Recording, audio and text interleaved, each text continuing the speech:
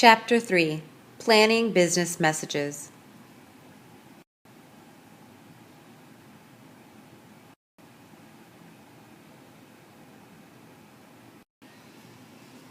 No matter what kind of information you need to convey, your goal is to craft a message that is effective, it meets your audience's needs and gets your points across, and efficient, it makes the best use of your time and your audience's time.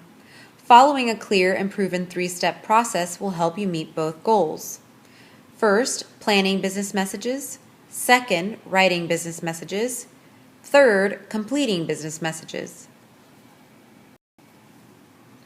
Every communication effort takes place in a particular situation, meaning you have a specific message to send to a specific audience under a specific set of circumstances.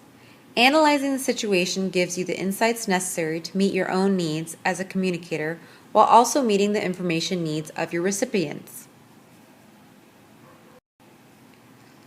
All business messages have a general purpose: to inform, to persuade, to collaborate, or to initiate a conversation. This purpose helps define the overall approach you'll need to take, from gathering information to organizing your message. Within the scope of that general purpose, each message also has a specific purpose which identifies what you hope to accomplish with your message. Before audience members will take the time to read or listen to your messages, they have to be interested in what you're saying. They need to know the message is relevant to their needs, even if they don't necessarily want to read or see your message. The more you know about your audience members, their needs, and their expectations, the more effectively you'll be able to communicate with them. Conducting audience analysis involves the following steps. Identify your primary audience. Determine audience size and geographic distribution. Determine audience composition. Gauge audience members' level of understanding. Understand audience expectations and preferences. Forecast probable audience reaction.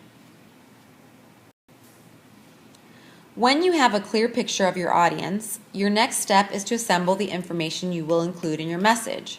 For simple messages, you may already have all the information at hand, but for more complex messages, you may need to do considerable research and analysis before you're ready to begin writing. You can often use a variety of informal techniques to gather insights and guide your research efforts. Consider the audience's perspective. Listen to the community. Read reports and other company documents.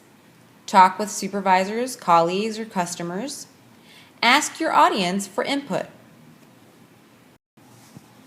In many situations, your audience's information needs are readily apparent, such as when a consumer sends an email asking a specific question. In other situations, your audience might be unable to articulate exactly what they want, or you won't have the opportunity to communicate with audience members before you need to create a message. In some cases, you may need to do some detective work to find out what information is needed. After you have defined your audience's information needs, your next step is to satisfy those needs completely. In addition to delivering the right quantity of information, you are responsible for verifying the quality of that information. Ask yourself these three questions. Is the information accurate? Is the information ethical? Is the information pertinent? As the options continue to multiply, choosing the right medium for each message is becoming an important communication skill in itself. Although media categories have become increasingly blurred in recent years, for the sake of discussion, you can think of media as being oral, written, visual, or electronic, which often combines several media types. Oral media includes face-to-face conversations, interviews, speeches, and in-person presentations and meetings, whenever you talk with someone who is physically in the same place. By giving people the ability to see, hear, and react to each other, oral media are useful for encouraging people to ask questions, make comments, and work together to reach a consensus or decision. Face-to-face interaction is particularly helpful in complex, emotionally charged situations, in which establishing or fostering a business relationship is important. The disadvantages of oral media include limited reach, because it is confined to those people who are present at a particular time. Reduced control over the message, because people can question, interrupt, or take control of a conversation. And the occasional difficulty of refining your message before transmitting. In a real-time conversation, you don't have the option to edit and revise what you intend to say. Also, the spontaneity of oral communication can be a disadvantage if you don't want a lot of interaction in a particular situation.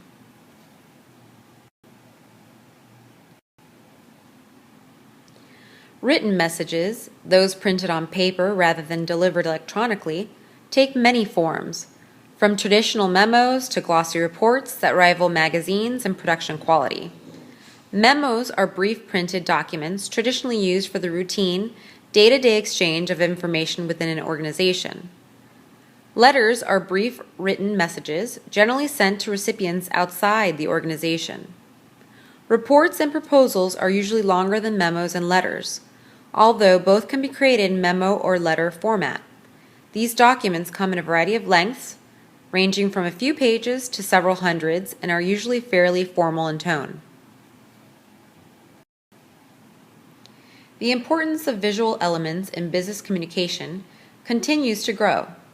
Traditional business messages rely primarily on text, with occasional support from graphical elements such as charts, graphs, or diagrams to help illustrate points discussed in the text. However, many business communicators are discovering the power of messages in which the visual element is dominant and supported by small amounts of text. For the purposes of this discussion, you can think of visual media as formats in which one or more visual elements play a central role in conveying the message content.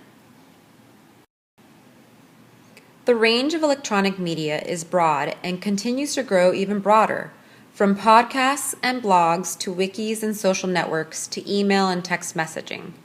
The growth of electronic communication options is both a blessing and a curse for business communicators. On the one hand, you have more tools to choose from than ever before, with more ways to reach more people. On the other hand, the sheer range of choices can complicate your job because you need to be able to use such a wide variety of tools, and to choose which one is best for each message you send. Here is a quick overview of the major electronic media used in business today: electronic versions of oral media, electronic versions of written media, and electronic versions of visual media. You don't always have the option of choosing which medium to use for a particular message. However, when you do have a choice, think carefully about which type of medium will work best for you and your audience.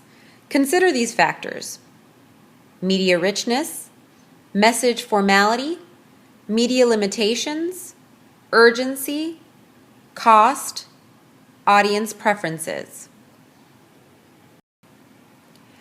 The ability to organize messages effectively is a skill that helps readers and writers alike. Good organization helps your readers in at least 3 ways. It helps your audience understand your message. It helps your audience accept your message. It saves your audience time.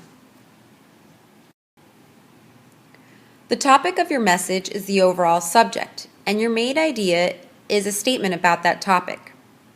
In longer documents and presentations, you may need to unify a mass of material with a main idea that encompasses all the individual points you want to make. Sometimes you won't even be sure what your main idea is until you sort through the information. For tough assignments like these, consider a variety of techniques to generate creative ideas: brainstorming, journalistic approach, question and answer chain, storyteller's tour, mind mapping. The scope of your message is the range of information you present, the overall length, and the level of detail, all of which need to correspond to your main idea. The length of some business messages has a preset limit, whether from a boss's instructions, the technology you're using, or a time frame such as individual speaker slots during a seminar. However, even if you don't have a preset length, Limit your scope to the minimum amount of information needed to convey your main idea. After you've defined your main idea and supporting points, you're ready to decide on the sequence you will use to present your information. You have two basic options. One, the direct approach. When you know your audience will be receptive to your message, use the direct approach. Two, the indirect approach. When your audience will be skeptical about or even resistant to your message, you generally want to use the indirect approach. After you have chosen the direct or indirect approach, the next task is to figure out the most logical and effective way to present your major points and supporting details. Even if you've resisted creating outlines in your school assignments over the years, get into the habit of creating outlines when you're preparing most business messages. You'll save time, get better results, and do a better job of navigating through complicated situations. Whichever outlining or organizing scheme you use, start by stating your main idea, then list your major supporting points, and follow with examples and evidence. Storytelling might seem like an odd subject for a business course, but stories can be an effective way to organize messages in a surprising number of business communication scenarios, from recruiting and training employees to enticing investors and customers. Storytelling is such a vital means of communicating that, in the words of management consultant Steve Toback, it's hard to imagine your career going anywhere if you can't tell a story. Fortunately, you've been telling stories all your life, so narrative techniques already come naturally to you. Now it's just a matter of adapting those techniques to business situations.